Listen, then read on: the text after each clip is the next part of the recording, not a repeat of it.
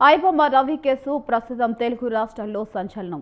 3 నెలల పాటు అతని కదలికలపై నిఘా ఉంచిన నగర సైబర్ క్రైమ్ పోలీసులు ఎట్టకేలకు అరెస్ట్ చేశారు. ఇమ్మడి రవిని 5 రోజుల కస్టడీలోకి తీసుకుని విచారిస్తున్న పోలీసులకు పొంతన లేని సమాధానాలిస్తూ ముప్పతిప్పలు పెడుతున్నట్లు సమాచారం.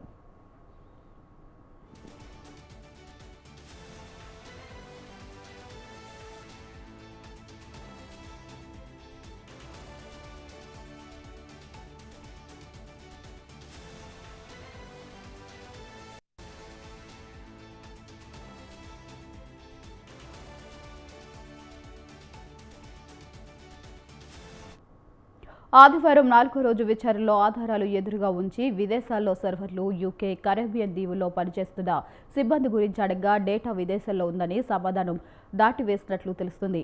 పైరసీ సినిమాలతో తను చేస్తున్న వ్యాపారం ఏదో ఒకరోజు బయటపడుతుందని తెలుసని, అయితే ఇంత త్వరగా పట్టుపడతానని ఊహించలేదంటూ పోలీసు అధికారులతో చెప్పినట్టు సమాచారం. ఈ క్రమంలో ఇమ్మడి రవి పోలీసులకు ఎలా చిక్కాడనేది ఆసక్తిగా మారింది.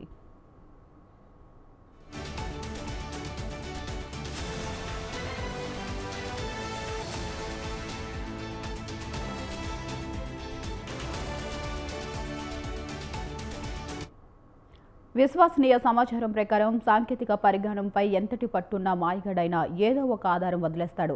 ఐబొమ్మ కేసులోనూ సైబర్ క్రైమ్ పోలీసులు ఈమెయిల్ లింక్ ఆధారంగా నిందితుడి కదలికలను పసిగట్టారు.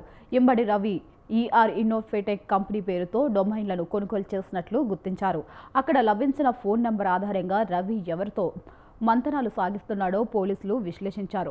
ఎక్కువ సమయం విదేశాల్లో గడిపే రవి అరుదుగా కూకట్పల్లి నివాసానికి వచ్చి ఒక స్నేహితుడితో కలిసి మద్యం తాగేవాడని తెలిసింది. ఈమెయిల్ లింకుల ద్వారా పోలీసులు నగరంలో ఆ మిత్రుడెవరనేది ఆరా తీసి అతడి ఫోన్ నంబర్ సంపాదించారు. తర్వాత రవి నగరానికి ఎప్పుడొచ్చినా పోలీసులకు సమాచారం వచ్చేలా ఏర్పాట్లు చేసుకున్నారు. ఈ క్రమంలో అతను ఫ్రాన్స్ నుంచి రాగానే మామ హైదరాబాద్ వచ్చా అంటూ మిత్రునికి కూకట్పల్లిలోని ఇంటిని ఆహ్వానిస్తూ మెసేజ్ పెట్టాడు.